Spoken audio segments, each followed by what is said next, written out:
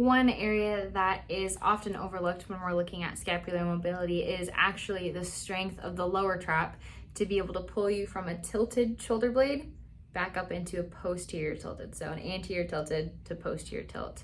When we have that posterior tilt, we can actually wrap our shoulder blade better around our rib cage and be a little bit more efficient with our movement and our energy use. So one of the ways that we can do that in an upright position is find a wall. We're gonna kind of create this kind of half seat lean against the wall, not necessarily a full wall set, but maybe like a 45-degree bend in the knee. And all we're gonna do is come up into this position. First step would just be to get into it, to hold it. You might put a little bit of pressure through the back of the elbows, but there's no expectations to keep the hands to the wall. We're just going with what motion you have available.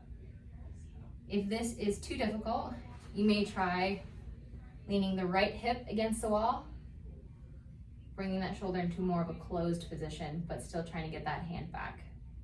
So if the opening is too much, go ahead and rotate to one side.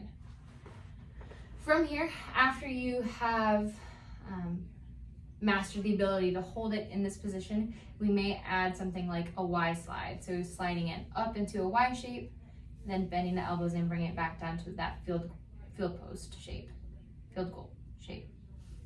Up into the Y and back down.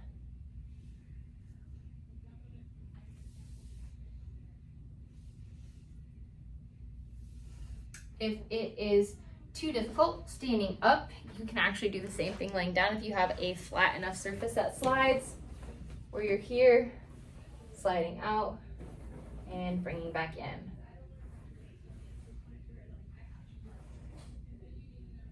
So this would be the easier version.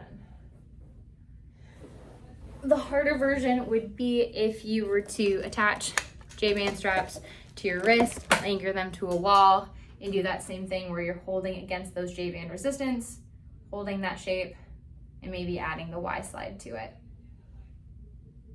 Again, all of these are working on that low traps ability to tilt that scap backwards to put our shoulder in a more optimal shape. So we're not rounded, but upright neutral.